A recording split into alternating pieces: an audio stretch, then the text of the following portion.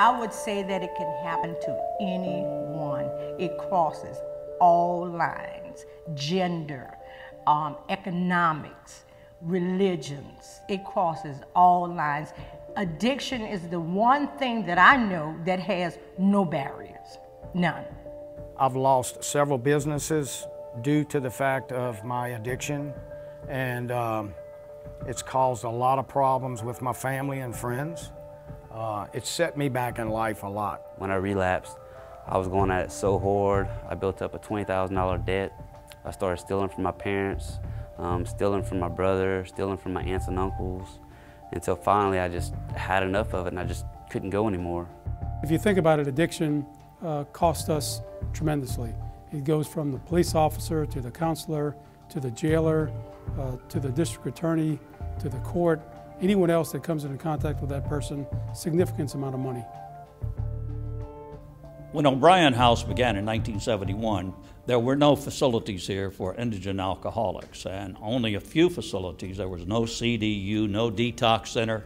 There was nothing to help alcoholics other than a few halfway houses and some N wards at hospitals that really were reluctant to treat alcoholics.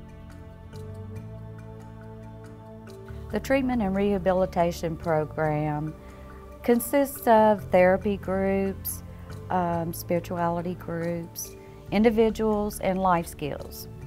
Life skills, we try to teach the clients how to manage money, how to have bank accounts, balance a checkbook. Some of our clients come in not even knowing how to make a bed or wash clothes. We give them the ability to work, to get back on their feet when they've been knocked down by life, by stress, by society sometimes. The tools that we give them help them to start a new life. My role here is to remind you that if you do this, this is the consequence. If you don't do this, this is the consequence. And to understand that everywhere you go, whether you're at OBrienHouse or you go out and find an apartment somewhere, you're going to be held accountable to rules and regulations. I don't care who you are. That your addiction is not necessarily the only thing that you're going to have to fight, that you're not going to get away from society that has statutes that we're all required to follow. OBrienHouse has gave me a second chance to life. It's helped me become a member of society again. It's helped me be a mom again, a daughter, a sister, a wife. It helped me be a better person in the community. It's helped me make that foundation that I needed to stand on to become that person that I needed to be. Today it's harder and harder to bridge the gap between the government funding that is available and the funds that we get from foundations and private donations. We are running OBrienHouse more and more on a business model with a focus on developing social enterprises that not only hire the clients and give them jobs, but generate the agency revenues.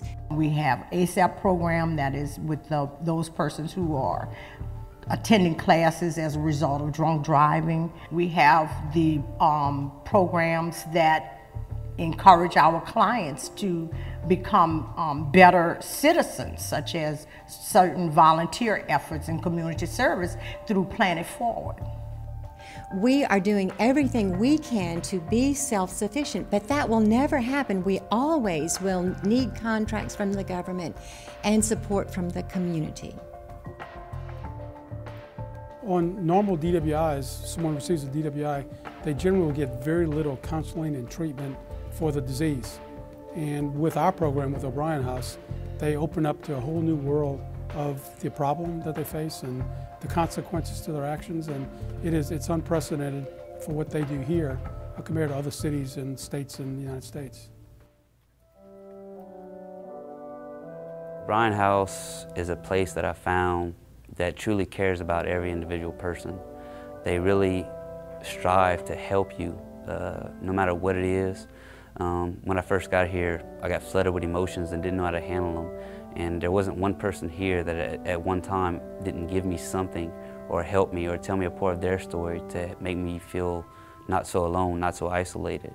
I mean, it's truly a family of caring people. My daughter, she needs a father. Most men don't want anyone else raising their child, especially being a young daughter or a young girl. You know, I want to be in her life, and this is my hope in order to get back to that point. Through this process, I'm finding myself. I'm finding true happiness. I'm finding joy in things that, you know, are inanimate and just, you know, small things that before I couldn't even recognize. And now I possess the ability to see something and be truly grateful and appreciative.